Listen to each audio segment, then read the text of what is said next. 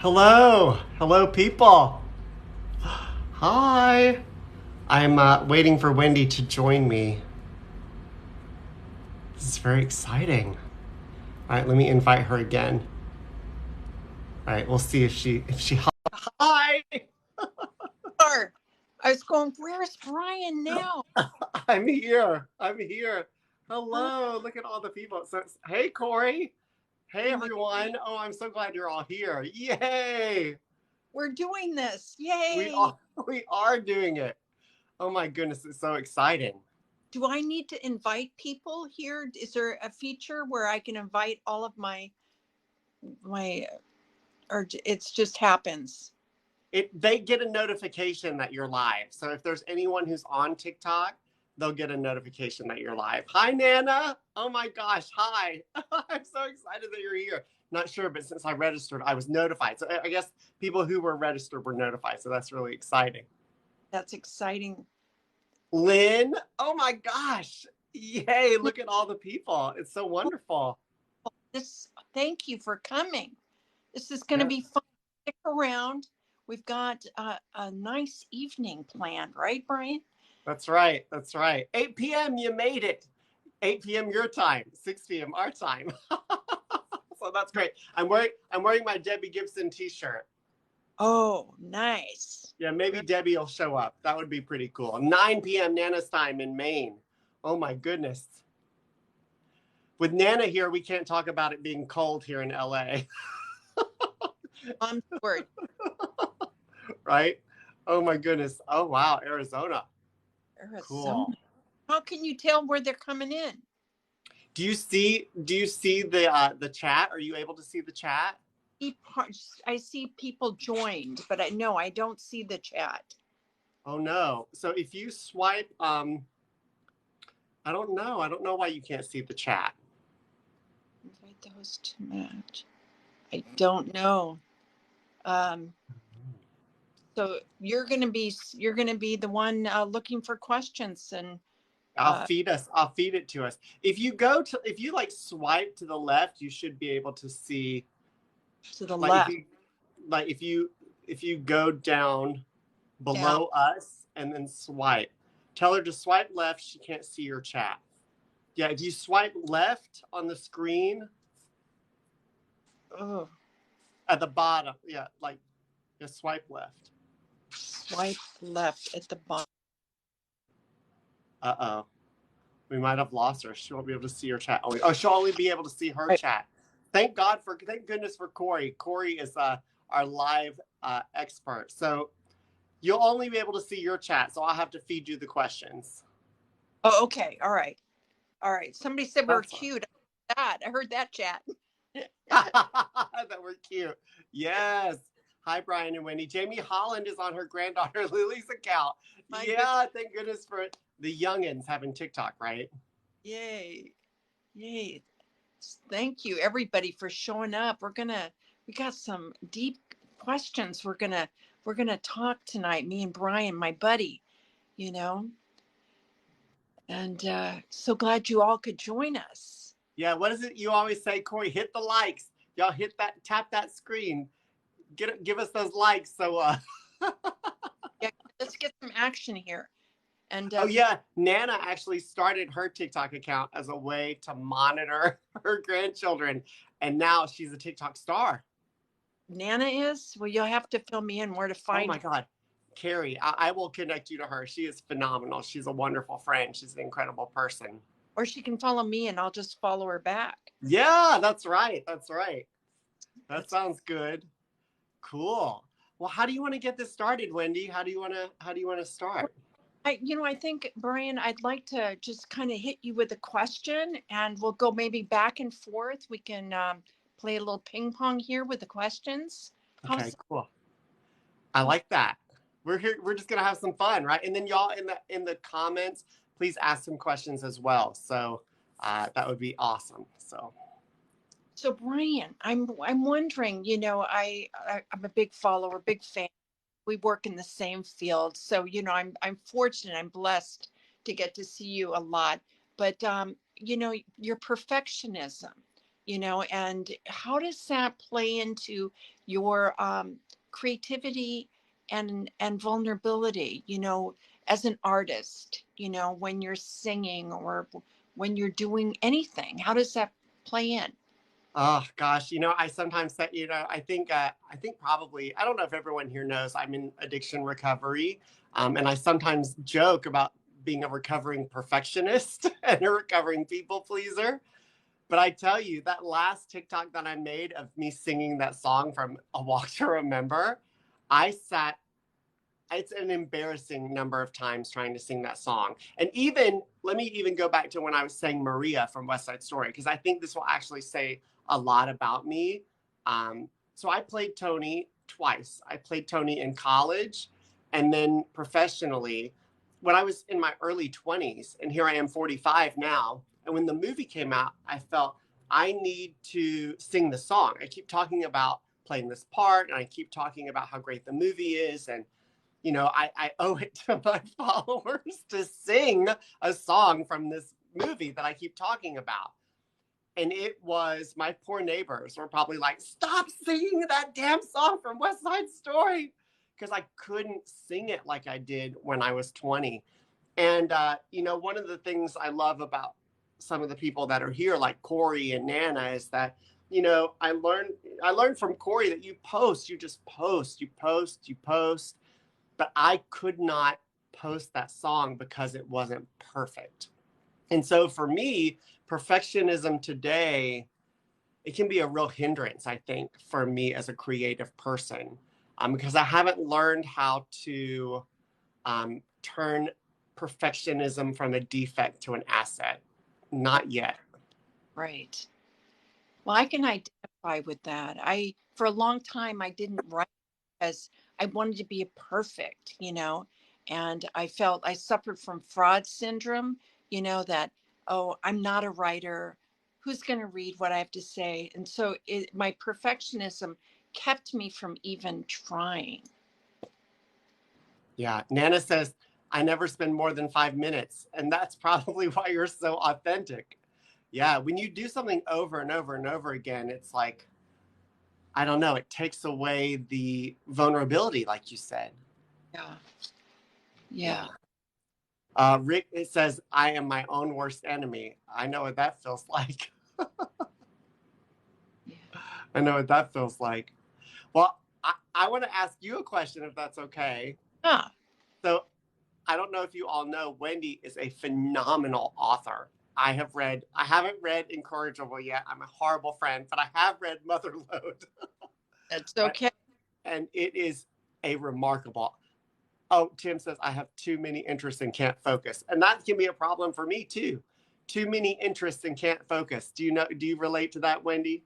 I do. Yeah. I mean, I have a lot of interest. I think social media is sometimes, because I have to market my books, I get distracted. I go, I should be writing, but I need to be over here marketing. I need to be putting it out there because I don't have a publicist, or yeah. I've got too many distractions these days. I think we're on one. But you at know, least so, we're talking other, talk about, I mean, we could have this whole thing be about turning defects into assets. I love TikTok. TikTok is such a blessing in my life, but I have had to realize I really need to utilize it for good and not evil, even though distractions in this day and age aren't so bad, right? Yeah. Yeah. I mean, I was looking for, I got dressed up like I was going on a date, put on a little scarf. This was a great distraction for the night. Yeah, that's why I wore this shirt. Nana says 33 years in banking. I kept waiting for them to figure out I wasn't a banker. Yeah. Yeah. Hmm. I get it. I totally get it. The So self, what? go ahead. Go Oh, ahead, Brian. I was just gonna ask you more about your writing. Please. So, what made you want to write in the first place? Like, what made you want to be a writer? Well, I figured I had a crazy life, Brian, as you know, because you read Motherload. I had a really crazy life. And I feel like, uh, writing, I wanted to inspire people or help people that were struggling, because I struggled for so long with addiction, alcoholism, that I thought if I could perhaps tell my story, would inspire others to get sober, or to at least give them some insight into their addiction. But it's like, basically in a nutshell, to help people. And I had to move past a lot of fear, a lot of self-doubt to get to that point. It took a long time. Did you all see the cover of Wendy's book? I should have had it ready. I have it right here. Will you Brian. can you please explain to these fabulous people about that wonderful cover? So, okay, yes, my son took this picture, and it's a load of laundry, a dirty load of laundry with a gun on top. The title is Mother Load, as in load of laundry, and also loaded gun. And the what you find out, you discover in the story, I won't say too much, but my mother killed herself when I was 7 years old. So I was carrying that load, that emotional load, and this book, I'm exposing my dirty laundry, so it's, I do love the cover, and I love the cover for Incorrigible as well. It's actually, I got it right here. It's Yeah. actually the first page of my rap sheet. That's the first page of my rap sheet. And it's, if you look closely, it's got all my aliases that I use. So, Oh, give us a good one. Give us a good alias. Shauna Lee Michaels. Oh, Shauna Michaels. Shauna Lee Michaels. Shauna McNamara. Cindy Pitzer. That's a good one. Cindy Pitzer, yeah. Yeah, I knew a girl named Cindy Pitzer in Catholic school before I got.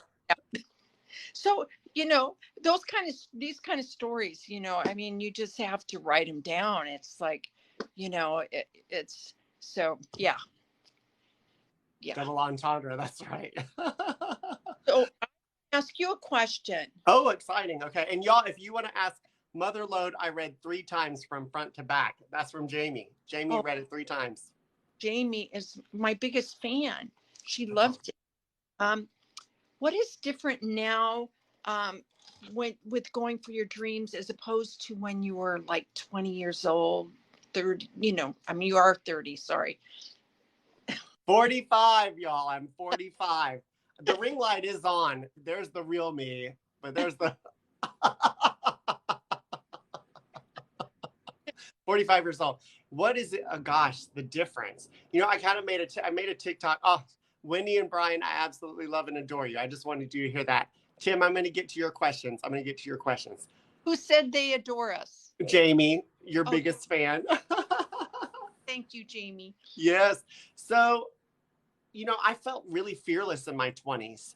Now, the interesting thing about my drug addiction is I didn't really, you hear a lot that people start using very young, and these days people start using in middle school.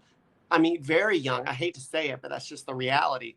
For me, it was a real slow progression, and I had not really even been drunk that much in my early 20s. I really hadn't. Maybe that's a lie. Maybe a few times. If anyone's from college, they're like, immediate voice was like, that's not true. But maybe I didn't have any consequences. But so when I moved to New York in my early 20s and was like pursuing, this dream, I really didn't have, I was fearless. That's all I know to say. And I was thinking about some weird things that happened along the way. My first acting job, after I did West Side Story, I went on tour with Romeo and Juliet. I did a national tour of Romeo and Juliet. And believe it or not, I was Romeo. I was Romeo. And everyone else in the cast, all the guys didn't like me because I was the youngest one in the cast. And I realized that today, that even though I went to this great college and learned this great craft of acting, no one taught me any coping skills. They didn't teach me how to cope with rejection, how to cope with anything, really. I learned how to act, but not how to deal. And now that I'm in my 40s, there's more fear, I think, a little more insecurity, but there are a lot more coping skills. So I think as I'm saying this out loud, I might take today over my 20s. Yeah. Yeah. Yeah. I get, Yeah. I wasn't in touch with any creativity. I was using drugs to self-medicate, um, just grief, the loss of my mother and everything. So I self-medicated, kind of shut off the creativity. And I heard this interesting talk that trauma is like the creativity killer. It just, for me it was anyway. So I find that an interesting point of view. Yeah, and I've heard people when they talk about like, for example, Amy Winehouse. God, what a loss. But like, her albums were incredible. Janis Joplin, but a lot of artists who have come through the trauma, Right. they will say, you don't have to live in that misery to be an artist. It's just a falsehood. It's a falsehood. It's a falsehood.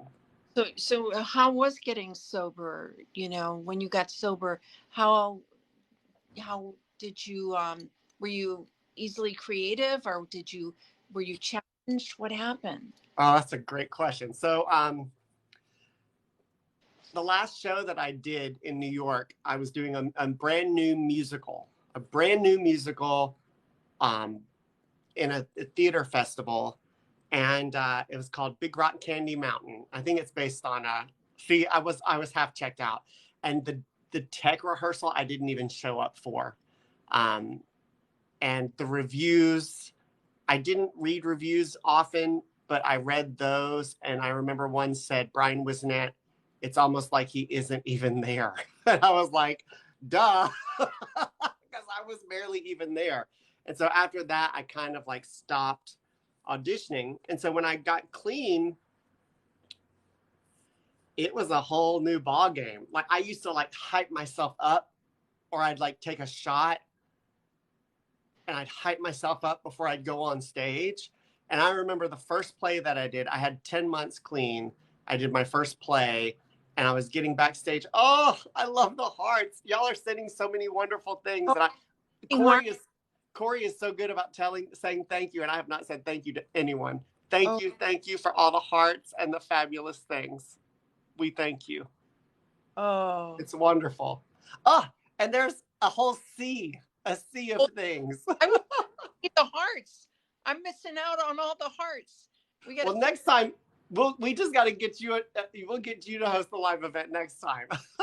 Yeah. But so like I'm standing backstage getting ready to go on for the first time, and I'm like, whoa, this is not what I'm used to, and I was terrified. And the irony is, I was doing a play where I was playing this con artist who was trying to con this grandma out of money for drugs. The irony. And so right before I went on, I said, okay, what do we do? What did I learn in recovery? I took a moment and I meditated. I found this serenity, and I walked on stage. And that changed everything. I mean, that was not the way I had done it before. And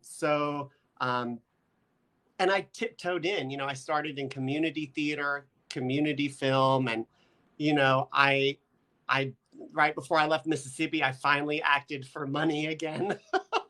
I jokingly called myself an amateur singer. I don't know. I Was kind it of.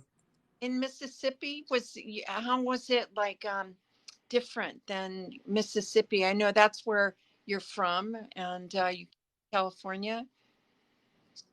It's I'm really grateful for being able to reconnect with my family in Mississippi. Um, and I did do some acting work when I was there, and I was able to I did work in treatment when I was there. But it's a whole different ballgame than being here. I mean, especially with the art, I'm sure with you, like, there weren't a lot of like actors in Mississippi. And I go down the street and I see a billboard for like Kristen Stewart for Spencer. And I'm like, yes, yes, yes. I'm like surrounded by the dream. I'm surrounded by the dream. And people like you who are so inspiring to me, who encourage me and fill me to be able to create. Even though what's really wild about TikTok, I had not been on TikTok before I wasn't on TikTok in Mississippi, but it connects us with so many people like all around the world. So I think I might have found that creativity. TikTok has really helped me find a place of creativity for sure. Yeah. Well, Yeah. I joined TikTok fairly recently, and I did it because of so many authors on here, through book talk. And so it was like more of a target. You could target your audience, or reach people of like mind. And we also, I want to talk a little bit about like working in mental health. I mean, that's how both of us work in mental health. I work with adolescents who are struggling, and a lot of people are struggling right now. And you work with adults. And how does that affect your creativity, the work you do? That's a great question. And I want to hear from you next. Um, Yesterday was one of the hardest days I've had with the job. Um, I love my job. So if everyone doesn't know, I do outreach for a trauma center, and we treat substance abuse, mental health, eating disorders, and very LGBTQ focused. So as you all know, like Nana says right here, where is it, Nana? What did you say? Trauma. Oh no, I can't find it. Sometimes trauma paralyzes you, and for that moment when someone reaches out for help, um, I'm on the receiving end of that often, as I'm sure Wendy is, as Jamie is, as Lynn is. And it can be a lot to take in. And yesterday, my well was empty. Like I had hoped to do some creative stuff yesterday, but I was completely drained. But it can also be my savior, if that makes sense. Like yesterday, I didn't have the juice to create, but the creating is what can make me feel better on days like that. So I'm interested to hear about you in that area. Well, it's interesting. During COVID, I did a group every week with the adolescents, and hearing them and seeing them and meeting these kids, really struggling with self-harm, suicidal ideation, um, gender identity, just so many things right now. And when I was doing these groups every week, it was like looking through a portal in time, and that's when I started writing Incorrigible, because Incorrigible, I was just so lost as a teen. And let me read the definition. Oh yeah. Incorrigible is what I was labeled by the court system, the juvenile court system, not able to be corrected, improved, or reformed.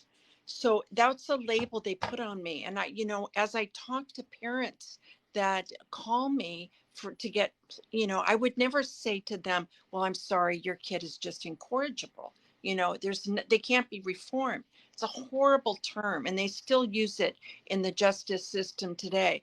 However, working that group uh, inspired me to write this book. And what I have learned, because I used to be the director of a big outpatient program, and it was like I would be exhausted. I didn't have any energy to create. So now I created a life where I can have enough time to wake up in the morning. The first thing I meditate, pray, and then write. So that's my priority, is writing. And I just, it's like creativity, because I write memoir. It's like I use my experience, and everything that I went through becomes a tool, and I can re-qualify it, and use it as a tool, as opposed to something I always was ashamed of. I was controlled by the shame, you Mm. know, and that's where vulnerability, we were going to talk about vulnerability. And we are talking about vulnerability, and just like being vulnerable and putting this out into the world, it was like I had no control of, um, who read it or who knew my story. I had to let go. I had to let go and trust the process, and as a result, the shame doesn't own me. That's the biggest thing, is that the shame controlled me and kept me small and kept me from taking risks. And once you put it out there, it's like it doesn't own you anymore. Like they know, they know Right. the story, So it's like it's a powerful thing, you know.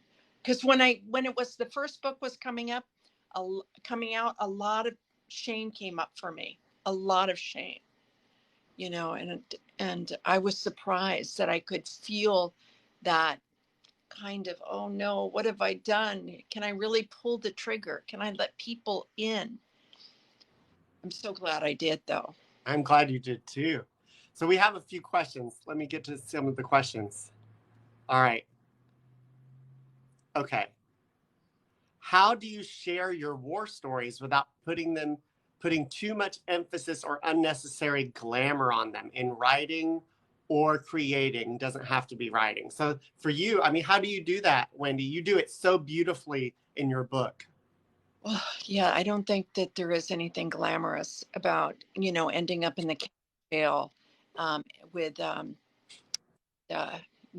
as a mother, ending up in the county jail is not glamorous. Um, you know, peeing in a cup for a probation officer for 3 years is not glamorous, so I'm not glamorizing any of it. It's the real deal. And uh,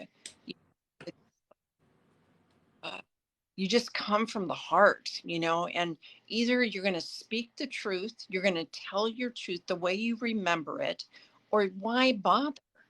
Yeah. Why bother? It's like people want to, when I was getting sober, I remember hearing people being honest, and it was like, oh my God, it's like, it was so disarming.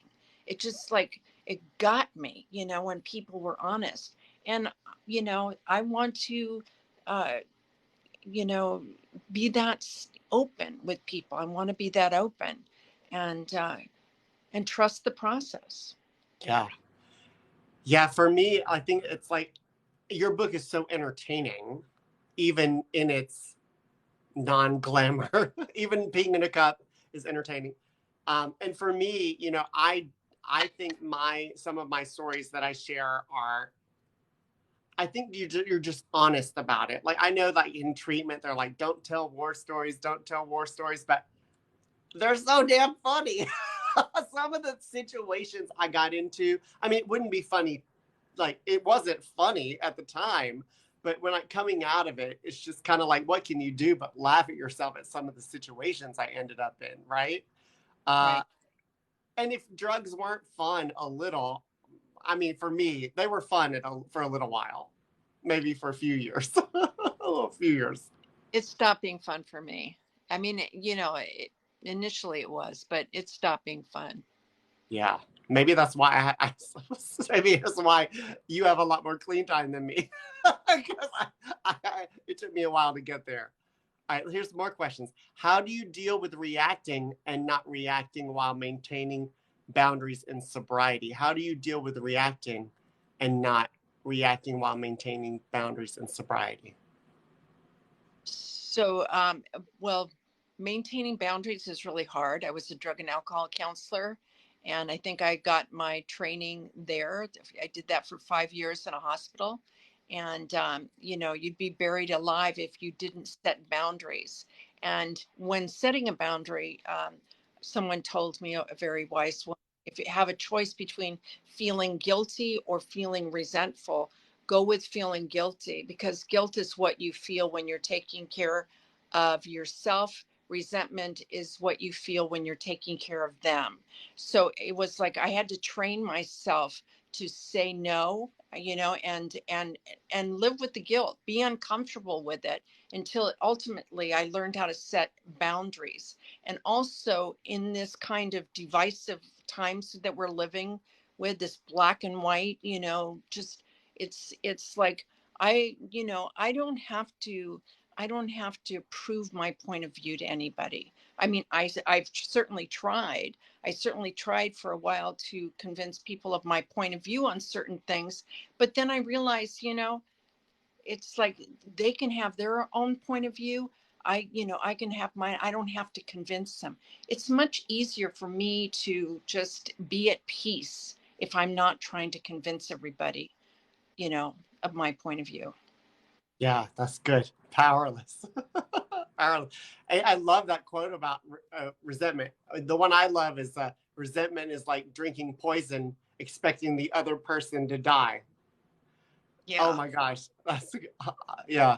Tim said it always stops being fun. That's the truth. It does stop being. For Yeah. me, it stopped being fun every night. Every night ended up stopping being fun.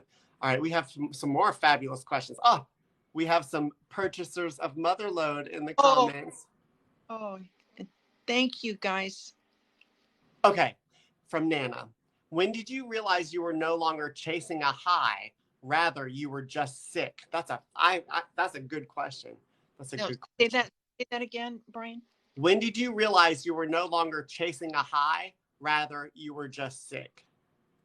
I realize now, or I think that I realized that I was self-medicating. I realize now that drugs stopped me from caring, stopped me from feeling. And, part of me, I felt like as a kid, I felt too much. I cared too much. It's like, I came in here and it's like, what am I doing here? Somebody get me out of this house. Somebody get me out of here. And, but I do realize now that I was self medicating and a lot of pain that I faced in my sobriety, being sober. Um, and writing to me is also a way of unpacking a lot of that.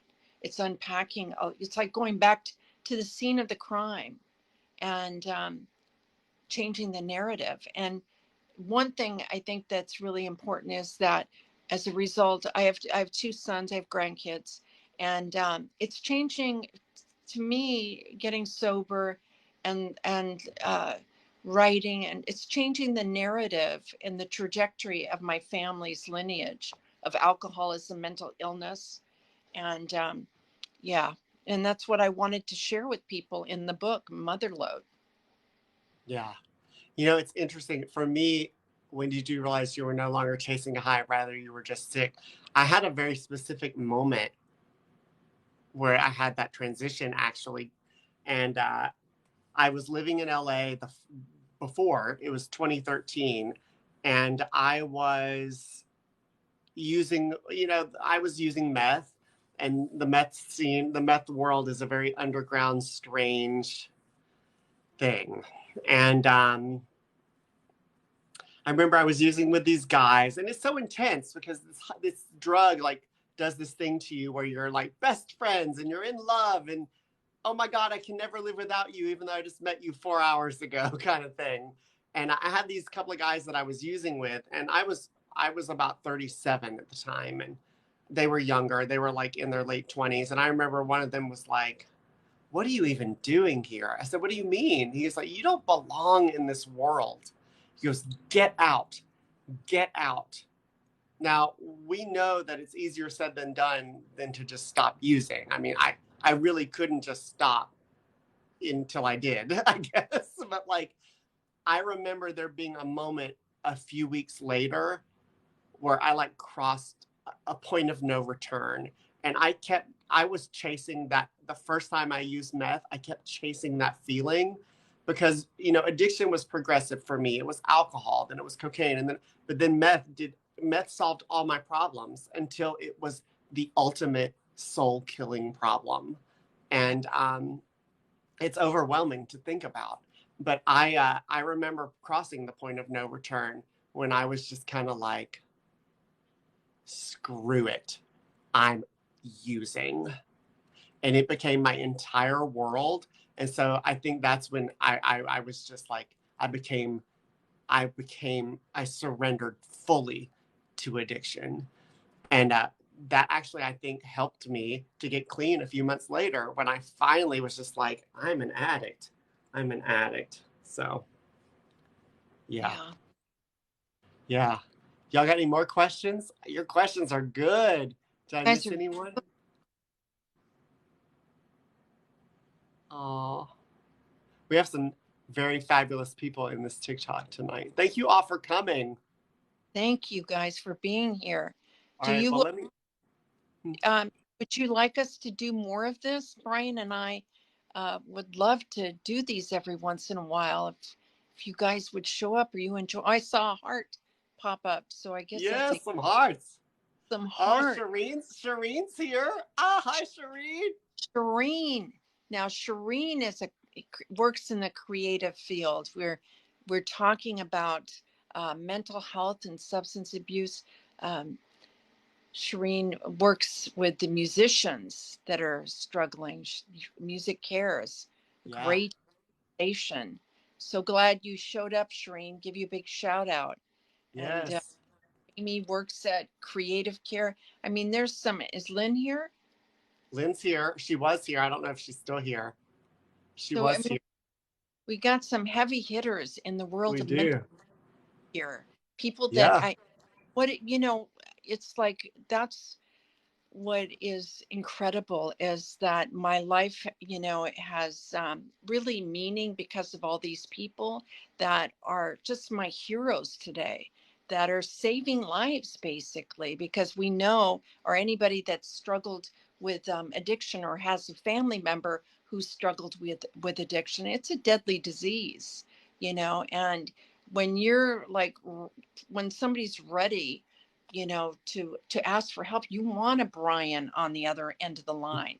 You want somebody that's going to go that just all the way with you and get you help like Brian would. And I mean, that's inspiring to me. That's really inspiring. And you know, I Yeah. don't know. Thank you, Wendy. I feel the same about you. And every Lynn is here. She says I'm here. I Oh, help people like I used to the bitter end. I'll help you to the bitter end, to the bitter lift. So we do have some more. So everyone seems to be on board with us doing more, and they say themes are really good. I like the idea of doing these themes. This was Wendy's idea to when two worlds collide. That all came from Wendy. So we do have some more. Oh, Nana's got to go to bed. Nana, I love you so much. bye. I love you, Nana. Thank you What? for coming, Nana. You inspire me so much. Oh. And And Corey, I tell you, Corey's the king of lives. I appreciate you so much, Corey. I just want to keep saying that, how much I love you. And any if Sammy's there, tell Sammy I love her too. any Okay. themes, Brian? Themes. Y'all put some themes in the chat. So here's a statement that I think we can touch on. I have days where addiction seems a good option to make my pain at least go away. Mm, yeah. Um, go away for how long though? The thing is, I have to think it through. It's like, um, if I want relief from a situation that I'm going through and I pick up, it's like it's not going to stop there. And then if I fast forward to the next morning, I'm going to be waking up with regrets, or not waking up at all. I Right. mean, like I'm convinced that I might not make it back, so it's like I feel like being sober isn't a low-hanging fruit that you pick off the bottom of the tree, that does require work.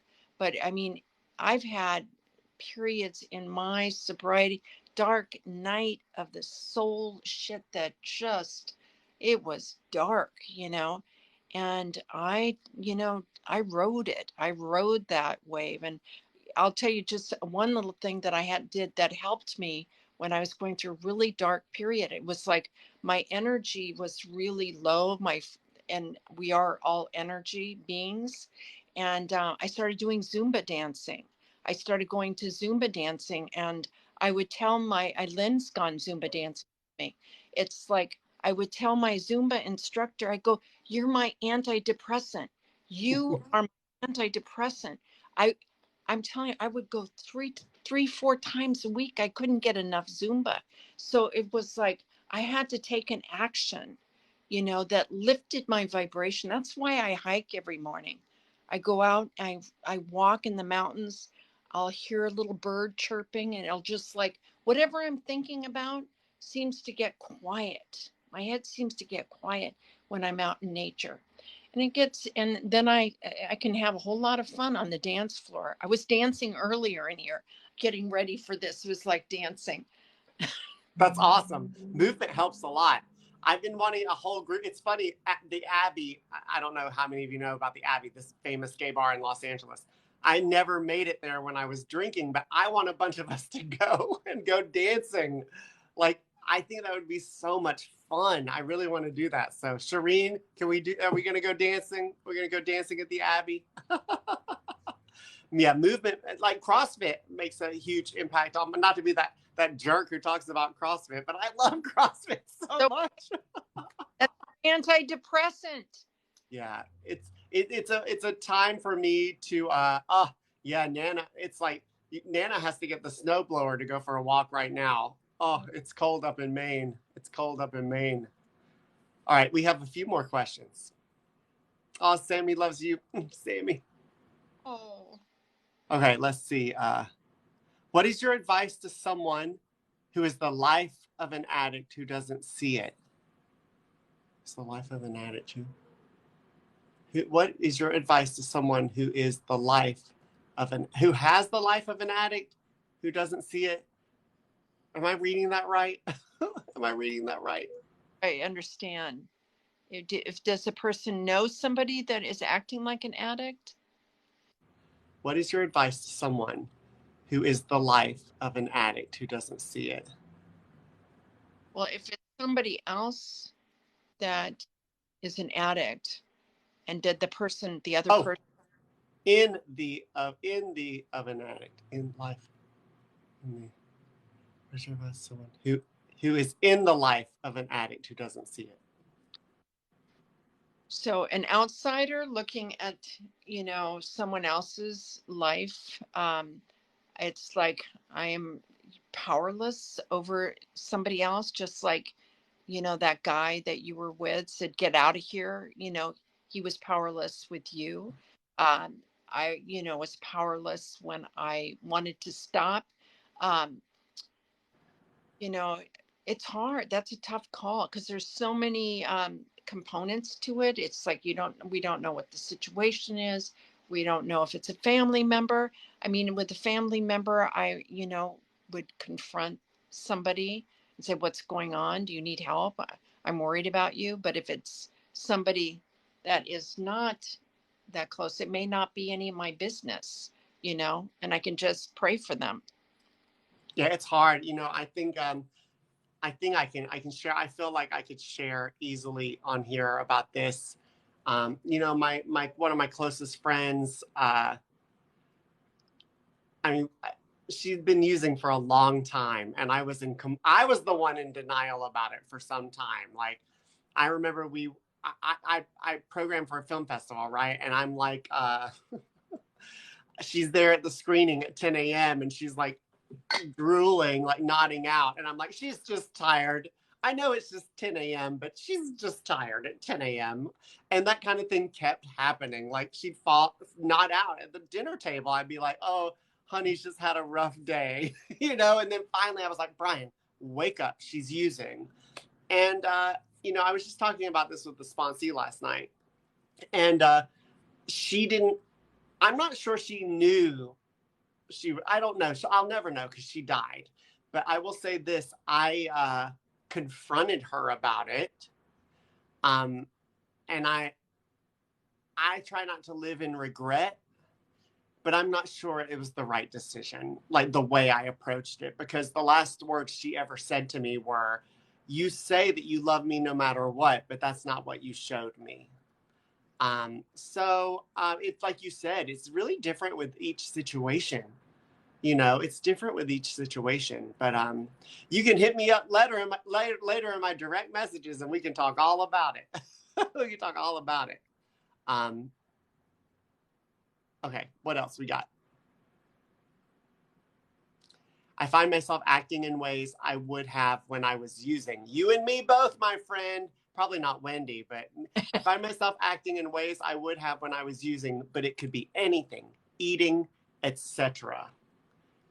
Yeah. I mean, yeah, I have been starting to get a little more open on TikTok about it and my home group about my spending. And I'm trying to work it out with my therapist about why I feel this need to overspend and even use credit when I don't have the money. I got completely out of debt when I got clean, completely out of debt. And then in the past year, I've gotten more in debt. And that's like a behavior that really, I was like, no, not again. This is like, why am I doing this? Shouldn't I be better? But, you know, I see it as, you know, my sponsor helps me see I have an incurable disease. Addiction is an incurable disease. And I'm not perfect. And it's a lifelong journey. And it makes sense that we would turn to things to fill voids or things that we would do when we were using. Because number one, you take away the drugs and you take away the drugs. You don't take away you. So I think we do keep some of those behaviors. What do you think, Wendy? Well, I think that, alcoholism and addiction has brothers, mothers, cousins, and Yeah. friends, and it's like they come in, they sneak in the back door, the side door, the window. And it's like, um, when I think of being sober, it's like vigilance, I have to be vigilant. And I also have to be, like you said, gentle with myself, because I haven't transcended humanity. None of Right. like, if we think we're gonna get sober or just kind of put down the jug or whatever, then we're gonna just be fine. That's other stuff, behaviors come up, you know, um, obsession, to obsess, but it's like I someone say, well, without obsession, nothing would get done. You know, that's how I wrote my books. I became with them. So you can turn that into an asset, like you were talking earlier, Brian. Yeah, totally. Yeah, I wish I'd get a little more obsessed about my short film. Maybe I'd finish it. Maybe I'd finish my short film if I'd be a little obsessed about it. Oh, I'm a little more obsessed about how many people are following me on TikTok. Storybook collage. Hi, that's your friend Wendy. Oh She's my, our she's friend. Amber is so talented. I love Yes, doing on her TikTok. It's so creative. Story, yes. Talk about vulnerability and creativity. Wow, yeah. that's good. Well, we've got like a hi. She says hi. Well, we've got like 10 more minutes. What else y'all got? What else you want to hear? My How? brother, my Oh, brother traded drugs and alcohol for shopping and eating. Yeah, I mean, I get it. When I stopped when I stopped using, in the early 90s, I started eating like crazy. I would like buy a half pint or a pint of ice cream and just sit there and eat it, to the point I would get sick, but I couldn't stop myself. And, and then did shopping. I was so much acting out. It's like you put one finger in the dam, the dam's going to burst, and you put one finger in there, and then pretty soon something else, another crack, and you put another finger in there. And it's just like, all I can say is that, I've gotten to a point in my life where I feel like, um, I feel balanced. I feel like I'm not acting out on all those behaviors.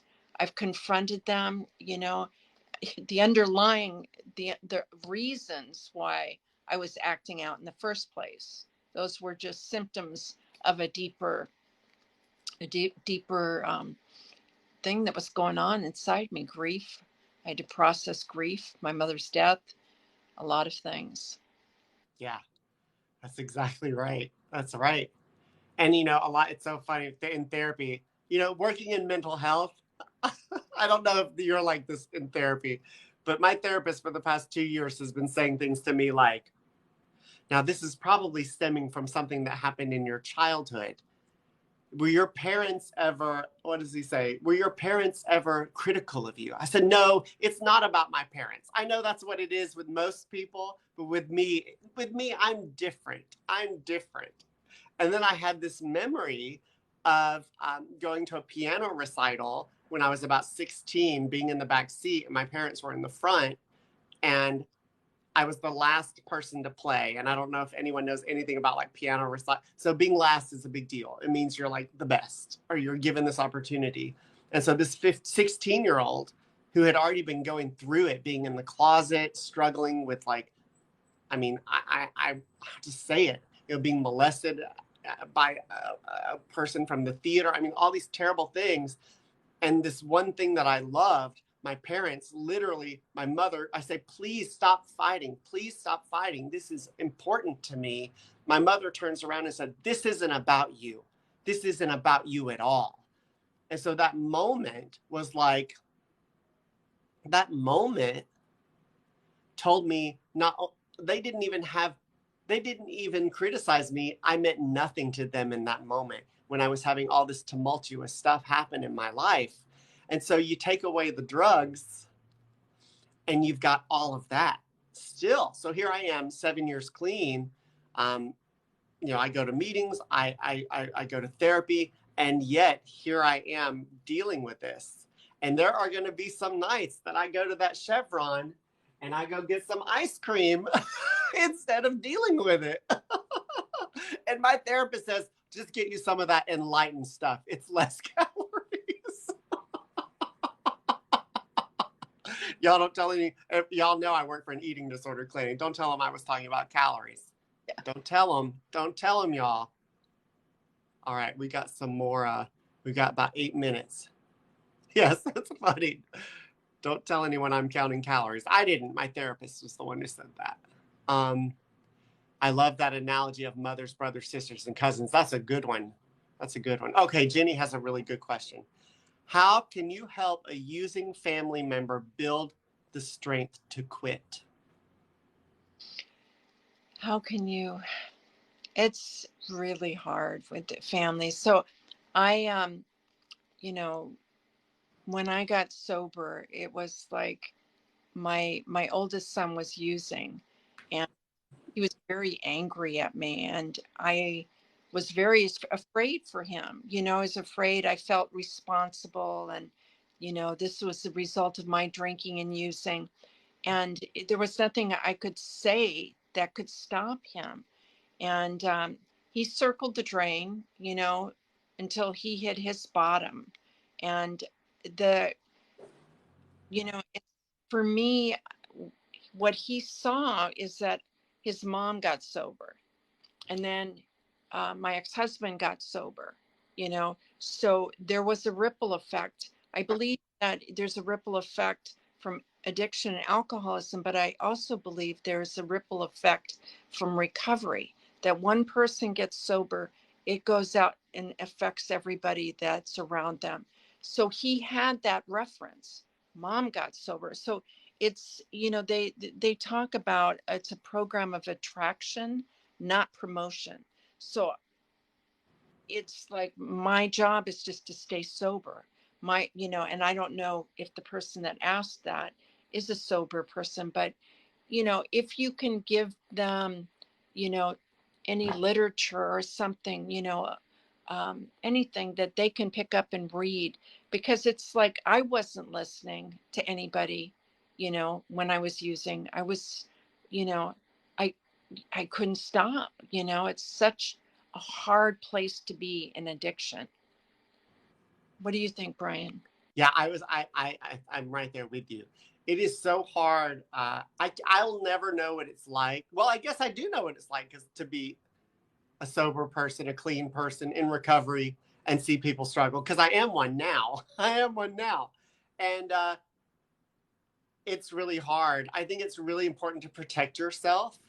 And there are so many. I was just talking about this today about Beautiful Boy, which I love that movie.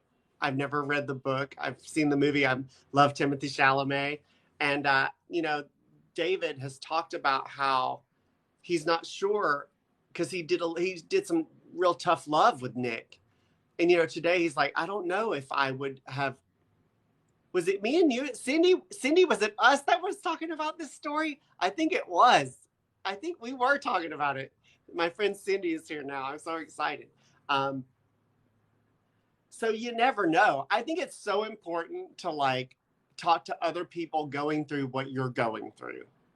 Like, like I will sometimes talk to mothers of people like me, and I feel like I don't even have the place to say anything because I listen to them and I'm like, this is my mom I'm talking to. Like, this is my mom, you know? So I always suggest that they find someone going through what they're going through to talk to, because that therapeutic value doesn't just apply to addicts or alcoholics. It can really apply to family members or friends, loved ones, of people like us, people like us. Um, And books, though, too, or, if you can identify through a book. I oh know yeah. that have gotten sober, from the book, Drinking a Love Story, or Dry, you Oh, know. Dry is so good. I read Dry so many times when I was high. Yeah. And I mean, I know people that have picked up a book and read it and have gotten sober, so you never know. And you just pray for them. Yeah. Okay, Nana has a good question. Nana, I hope you're snuggled up in bed. Do you think tough love / ultimatums work? So when I'm asked that question by family members, this is what I say. I went to treatment for a couple of reasons. I finally got it that I was an addict. It took me 15 years of using to finally get it. However, what made me ask for help was knowing deep down inside that my parents weren't going to let me come back.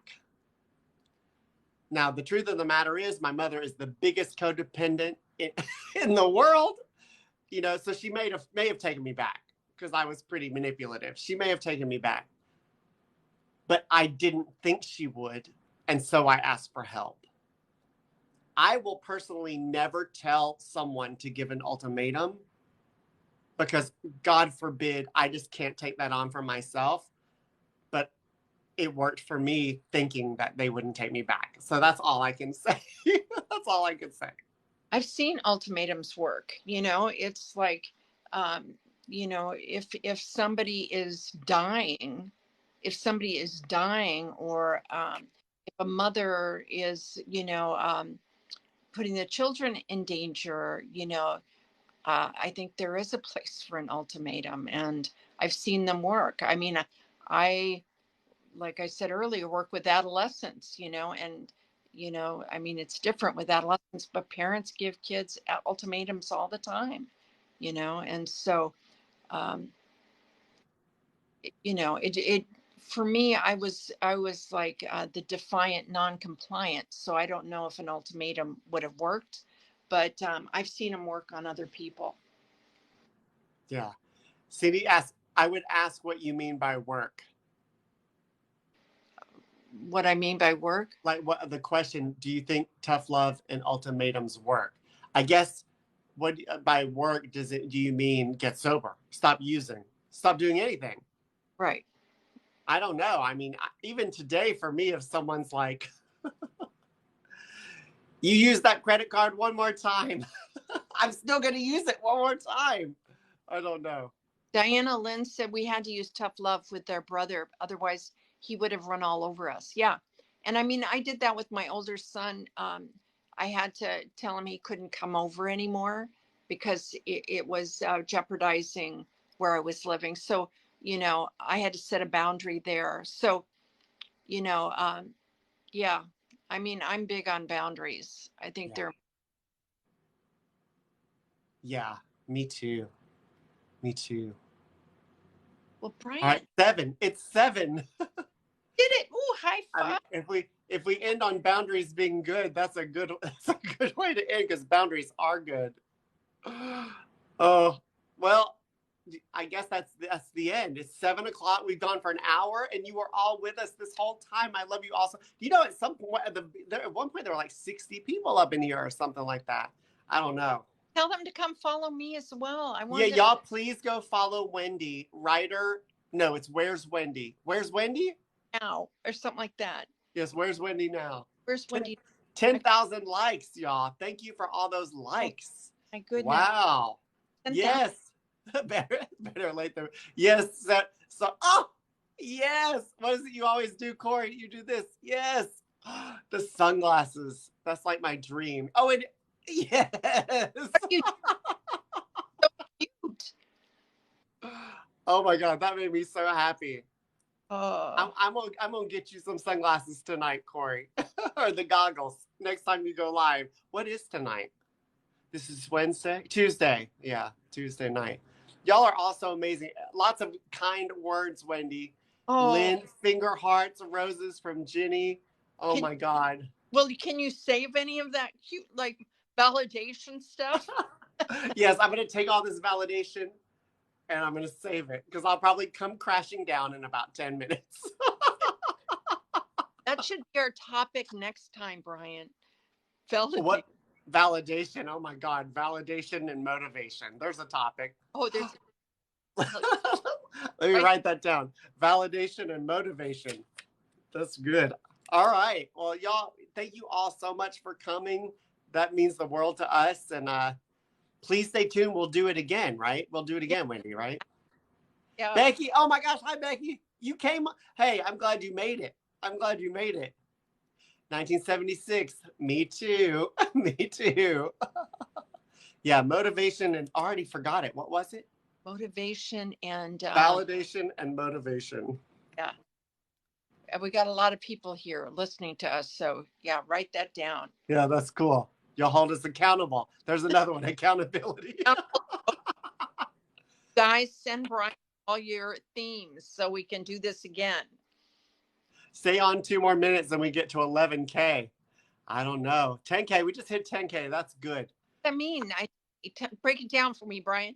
We're getting likes and we have 10,000 likes. Oh my God, you guys, we got 10,000 likes. What's it going to take? I know. Well, you know, it'll never. Here's a lesson about addiction. It will never be enough. Never. Because if we hit 11,000 likes, we're going to want 12,000. Get a prize or does a bell ring or what happens if we get 11,000 likes? Is that nothing? We just get this. We just get. We just get that. Well, cool. Well, it is. We are almost there now. I just got one. What? Well, we are almost at 11,000 likes. It's crazy. All right, we're good. I think we made it. So now we can call it a day. We did it. We did that, Brian. High five. That was so. Yes, high five. I love you all. We love. So I guess what? I'm going to end it. It's going to be hard to let you all go, but we're going to do it. So until next time. Until next time. Thank you. How do I stop this, Brian, when I get off? I couldn't do it before. I don't know. I don't know. You press that little stop button. It looks like a stop. Stop. Wendy is a award-winning author, but we got to help her end the live.